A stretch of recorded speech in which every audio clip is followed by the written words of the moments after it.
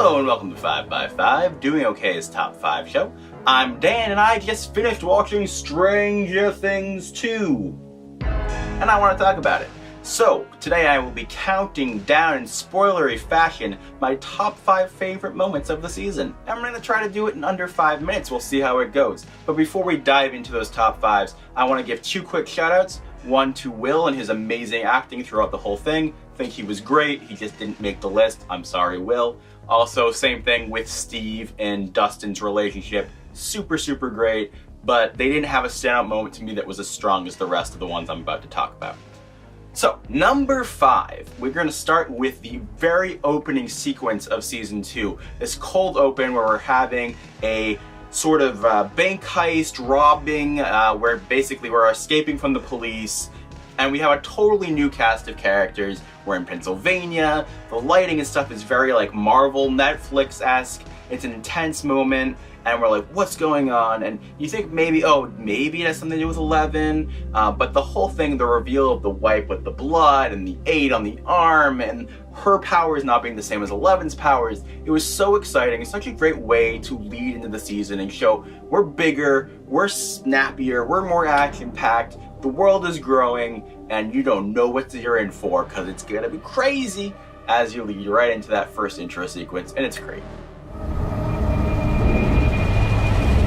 Boom. Number 4 is everybody's favorite sunflower rainbow happy time, otherwise known as Mama's tragic backstory.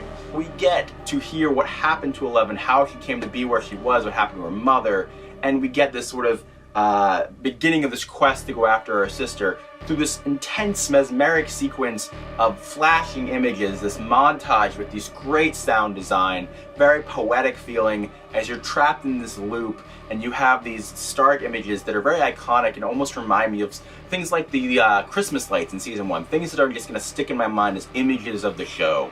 And I think that the way the sound design worked with how it flowed between the gunshot and the crying and the safe and everything. These are the most important burned-in sequences to Mama's life, or at least the end of her days.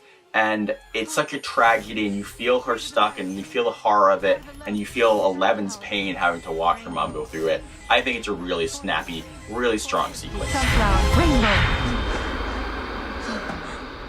Rainbow. 3 to the right, 4 to the left. 450. Number 3 is a little bit shippy as we talk about Jonathan and Nancy. I'm a big fan of the two of them. I think that the whole sequence starting with Murray sort of picking them apart, then leading into this sort of musical back and forth as they try to figure out whether they should go and talk to each other. Then the music stops and you're like, oh no, are they gonna make us wait another week, another episode? Then it all comes together and they have their big kiss and it's really exciting and really romantic and the music is great. And then we have the hilarious thing to top it off of the breakfast sequence and the back and forth there. I just think that the chemistry here works so well. It's a nice texture to the season that we get to have happier moments like this, almost cheesy moments, honestly, but cheesy in the best way. And I think the way the editing works and the acting flows, it all helps it. It adds an extra layer of panache where it's not just like, oh, here's a romance scene. It's a really fun, really well done romance scene with some great comedy elements. So, Jonathan, how was the pullout? Sorry? The sofa. Oh, yeah. Yeah, it was good. I bet. Then we lead over to the snowball, which was another nice, beautiful, happy, romantic moment. But it's really more about the culmination of everything that they've been sort of building to, of this coming-of-age moment that is so pivotal to all these characters' lives. And it's nice to see Max and Lucas. It's nice to see Dustin have this little moment with Nancy.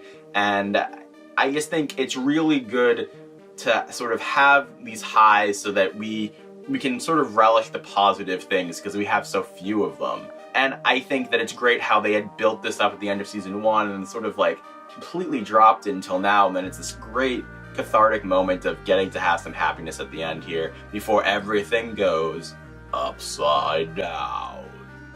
But still, it's a really awesome scene. And my number 1, I'm wondering how many people will be able to guess this one.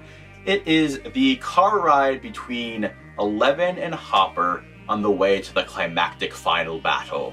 It's just a really important, really heartfelt sequence that sort of is the heart of the season. You know, we have this beginning where it's so sweet to see them together and him being a surrogate father, and then everything just kind of explodes there and we don't see them together for such a long time, and here's where they're really reuniting. And it's a painful moment. It's they're still sort of antagonizing each other, but then they sort of accept that they've both screwed up, that they both made mistakes. It's a really nice connection moment, but it's not over the top. It's not like Full House, you know, where they're still being stubborn. Eleven's still not telling him everything. He cares, but they still have trust issues. They still don't really know how to interact, even though they care about each other so much. And it's so sweet. And these two actors have just it's like amazing chemistry in a different kind of way. And I just love watching them work together. I think 11 with the close-ups here is so amazing, and the comedy is good and the tragedy is good, and it layers so much into this one scene, and it makes me cry, and it's so beautiful. So it's amazing. Number 1. Bitchin'. Okay, sure. Bitchin'. So that's my top 5. Let me know what yours were in the comments below, and let me know how you feel about my ranking. Did you wish there was a little bit more demi-dogs, a little more battling? To me, it's all about the characters. That's why I love the show. I mean, the horror and the acting is great, but the characters? Let me know if you want any more Stranger Things content in the future. I can't wait for season 3.